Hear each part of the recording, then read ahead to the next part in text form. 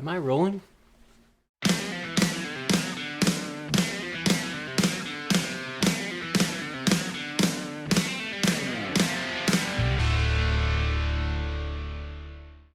Okay, guys, so as I kind of continue and find my footing with YouTube, I just want to be full disclosure. I've been watching YouTube a lot lately, trying to get a little bit of inspiration, trying to just see what's out there. Let me backtrack.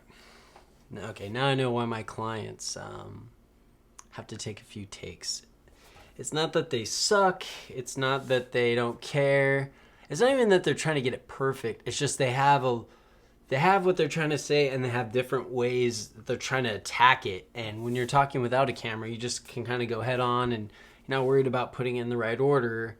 You are, you're able to just plow right through. But when there's a camera, it's this object that you're trying to, find the right way around what you're trying to say. So I guess in the right order, or what I'm trying to say is, I just want to be a little more full disclosure on my channel, on my content.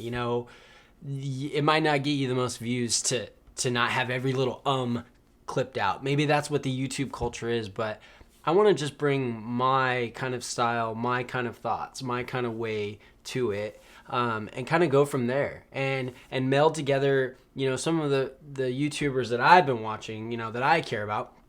They have this perfect mixture of what they're trying to teach you and give you or review, right? Like they could be like, oh, I'm going to review this Apple remote, right?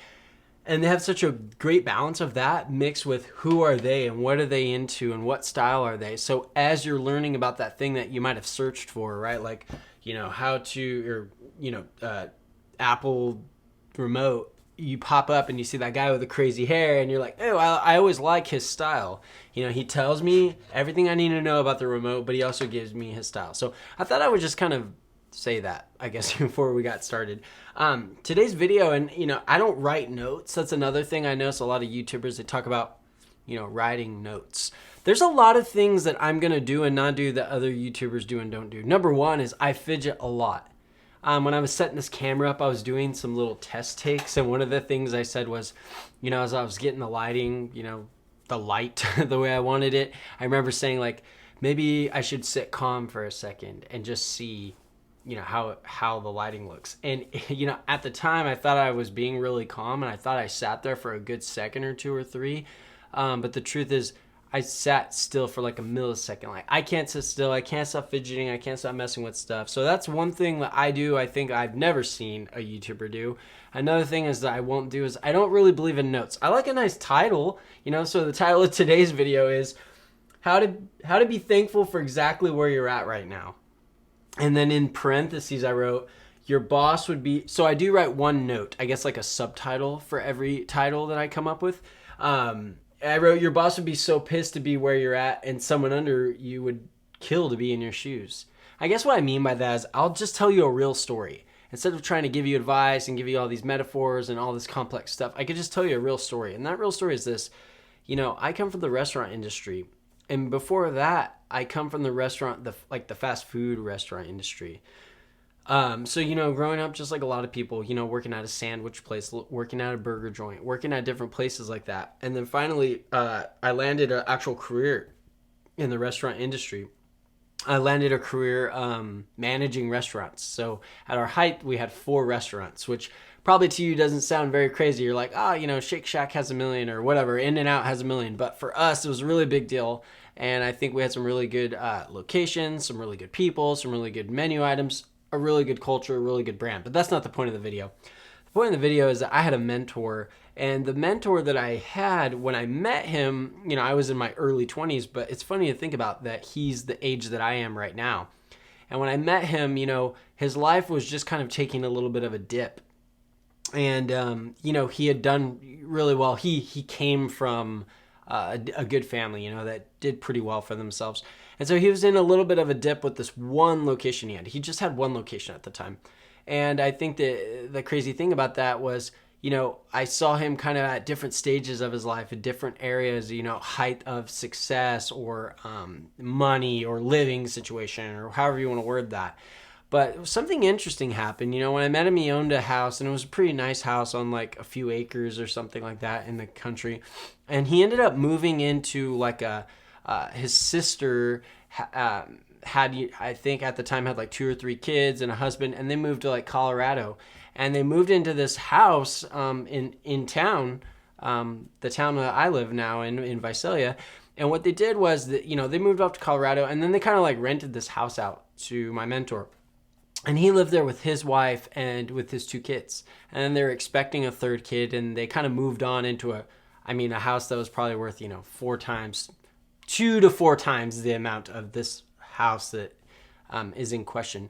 And when he moved out, I moved into that house, and I rented that house for a while. And it was, for me, it was the nicest house I've ever lived in. It was less than 10 years old. I think it was 8 or 9 years old when I moved into it. So the heating, the air conditioning, the insulation on the walls, everything was pretty nice. It had been lived in. You could tell that 2 families before had lived in it, because they didn't do anything like crazy cleaning or renovating before, we came. But like, it had a beautiful lawn, front and back. As a kid who came from an apartment complex, always apartments, always apartment complexes, always trailers, always motels, always things like that. As a kid who came from that kind of scenario, it was really cool to finally have my family, me, my wife, and then my 2 girls. It was really nice to... Oh, the air conditioner kicked on. I wonder how that's going to affect this. It's okay. It was really nice to have that home, to be able to... We didn't really invite a whole lot of people over, but it was really nice to be able to... If we did invite someone over, or if someone came over to be like, yeah, this is my house, it wasn't like a bragging thing. It was more like proud. I was proud. I was like, wow, I live in a house now. I don't live in like a house that looks like a rental. You know what I mean? Those rental houses. And the thing is, I kind of not did digging, but you just naturally find things out. And I naturally found out, got a little deeper. That's where the word digging came from. I naturally found out that my mentor's wife, didn't want to live in that house that I now lived in. That house wasn't, great for her. And I'm not putting her down, but for her taste or where she was in her life, it could have been the size. It could have been, well, it wasn't the size, because the next house they moved into was about the same size. It could have been a multitude of things, but the point that I'm trying to make is that my mentor and his wife didn't want to live in that house. For them, it just wasn't home. Maybe they didn't like that it was their sister's place, but I have a feeling, if I may, it's my channel, I have a feeling that, it just wasn't up to snuff for them. It wasn't their style. It wasn't, the yard wasn't big enough. There's certain things about the house that it just wasn't good enough for them. I know that sounds bad, but that's the only term I've got. It wasn't good enough for them. And so, but for me, the house was amazing. That house was like, wow, I've made it. Like, I could have lived there probably forever and still barely like lived in, because I felt like the bedroom was big. I had a master bath. These are things growing up I never had, so having a big living room, having, that open kitchen kind of look. It was great. And so we finally did move out of it. They sold the house. The family sold that house, and they moved on. And since then I've lived in smaller like condos, like townhomes. I moved into a brand new one right after that. And what's crazy about that is I paid the same amount I was paying for that house for this brand new townhome that was way smaller. But now I live in a much more humble, smaller townhome, and I do like it, and I do, and it does feel like home. It's a little bit more my style. Like I said, I come from apartments, things like that, so it does feel more comfortable in that way. But I can't help but think about how like that house was a high point for me. That house was like wow for me. And I can't help but think about, and I don't want to put words in anyone's mouth or, like put someone's opinion that they didn't come on here and say, but, I have a feeling that, that house for my mentor and his family, for his wife, that wasn't exactly a high point for them.